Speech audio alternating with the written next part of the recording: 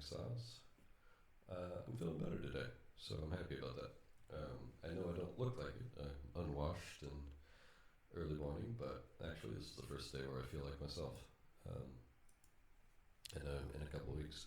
I want to talk a little bit about league response and how RNG crafting works, because something that definitely a lot of people don't understand, and don't want people to sort of fall into the negative spiral that it seems like Reddit goes into, which I don't think is helpful. I'll give an example really quickly. Last league, Affliction, the first week, the majority of the posts at Reddit were about how unrewarding the league was and how it didn't give you anything and it was stupid and it was hard. There's some pretty legitimate complaints about Detonate Dead, which I think is silly that it's in the game, but whatever. And it's the most easily, and I think universally acknowledged to be the most rewarding league of all time. Like, people were popping off Mage Bloods and Headhunters and T0s left, right, and center, Mirrors, Divines. But a week in, everyone was saying this is awful. And it seems like anytime there's something that people don't understand, and I see this all the time with a little change that will modify how a build gets its damage or something. I see this all the time when they announce these changes. There's like a change, and if you build something slightly differently, it increases the damage by like 30% or like way more. But if you run it the exact same way you did last league, it'll be 10% worse.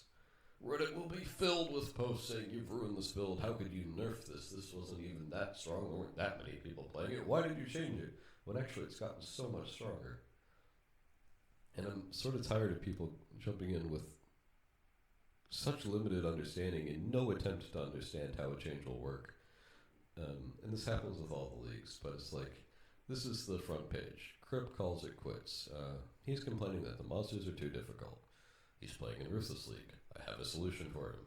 There's a reason I don't play Ruthless League. Anyway, he's entitled to his opinion, but there's a reason this sort of thing is getting upvoted. I feel like ROG is just straight better than this entire graveyard crafting system. I disagree with you, but how? How do you think that? We are 2 days in. We know so little. Graveyard just crafting is extremely tedious. Fair enough. Some people don't like crafting. Mechanic is pretty boring. It's just killing monsters. I can see how it's less exciting than something like Ultimatum was when it came out, but Crafting League, it tends to go 50-50 on these things. You either like it or you don't. Does the graveyard just suck? We're 2 days in. I would say absolutely not, for the record. League mechanic is unrewarding without our choice of base or more dark rewards. First off, there's some corpses that do determine the base. But we're 2 days in. You don't know these things. Why not look for the knowledge? Why not try and learn? And maybe they try to do that thing where you make a negative post and you're waiting for someone to correct you so you get the information. But I just think it's sort of ridiculous. And then you have a post like this, which is a great post. And I'll link it in my video description. Not nearly as much upvotes as the negativity, although I think it's still hidden. But this is the sort of thing that I get on Reddit to find. More information. I want to understand how the league's working. That's why I come on, and then I'm confronted with just this bizarreness of, this sucks. I've spent all of zero time trying to understand it, and it's not as good as the thing I understand perfectly. So I'm talking a little bit about Poe RNG crafting and why crafting works the way it does in Poe.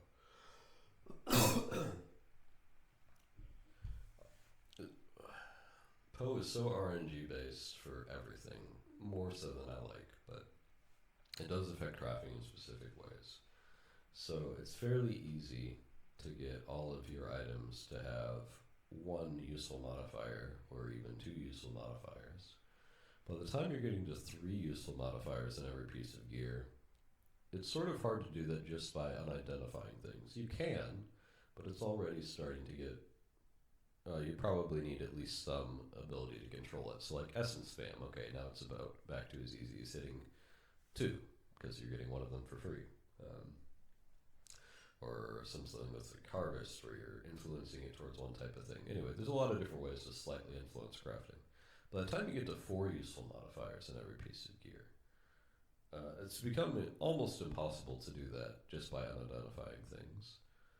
And you probably need at least a little bit of advanced crafting. 5 and 6, you're definitely using a lot of advanced crafting, deterministic things. So I'll explain a little bit why you need to go essentially from very light investment to very heavy investment, but the middle zone doesn't really exist. So let's say, okay, first off, let's start with the basics of low-level crafting.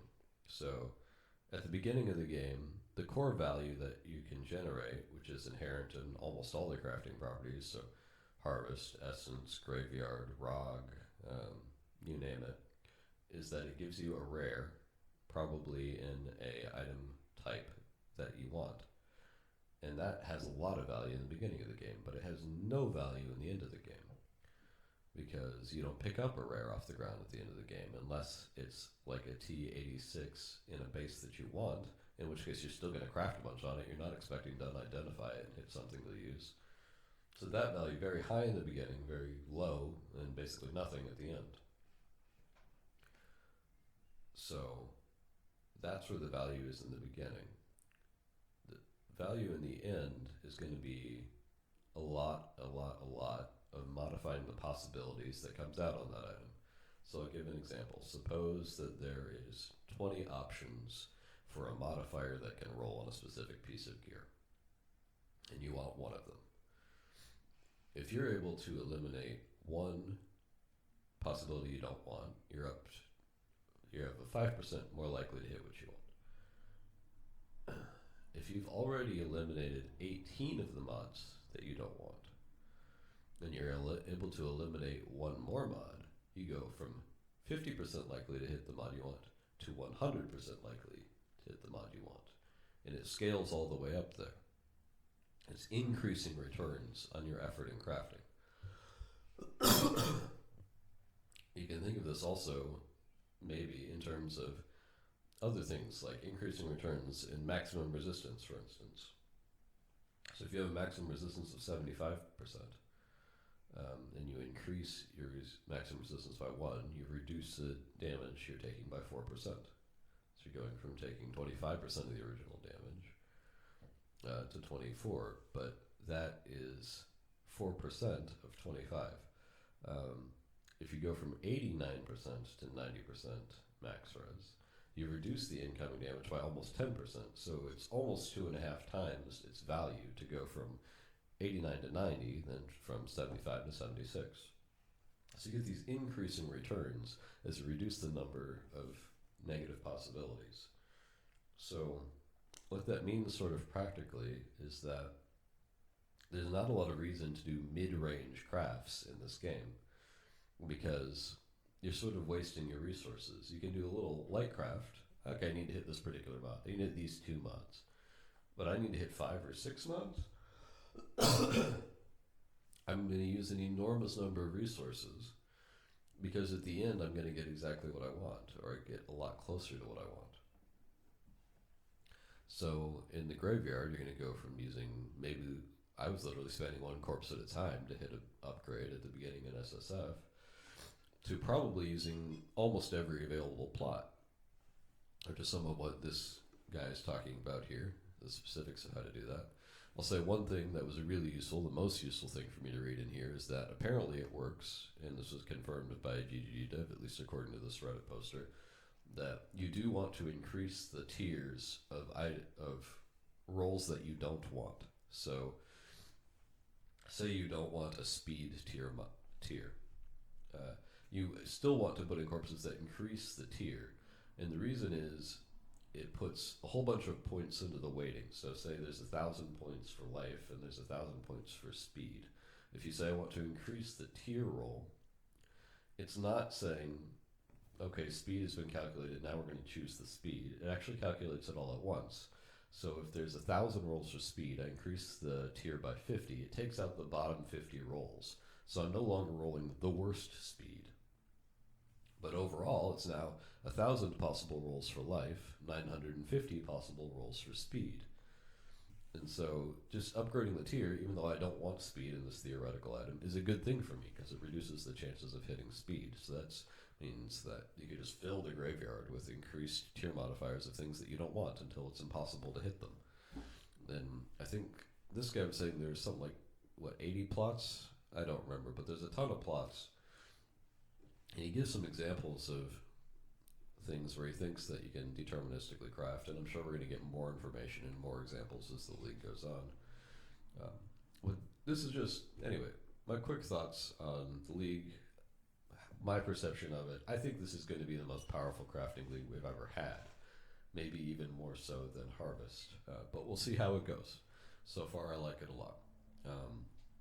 Build update, I ran Merc Lab for I think 5.5 hours yesterday and did not hit Firestorm of Pelting. I have 4 or 5 copies of Firestorm of Meteors. I kept losing the 50-50 on that. I have tons and tons and tons of other Transfigured Gems, but I couldn't hit it, and I was going crazy. So I have moved on to just playing the game, just doing maps, having fun, and I'm just using Ball Lightning, which is the original intent anyway. Probably today I'll run Uber Lab, and that will make it a lot easier for me to get the Firestorm of Pelting once I have enough offerings anyway, because one of the options there is to convert a Transfigured Gem into the other Transfigured Gem, so then I can just sort of force it. Sorry, I do feel better, but I'm a bit sick. I'll put up footage of me clearing Catava with I think 9,000 hit points raw because I was over leveled and my Never Matter is absurd. But I hope your league's going well. That's it for me. Ike was out. Bye-bye.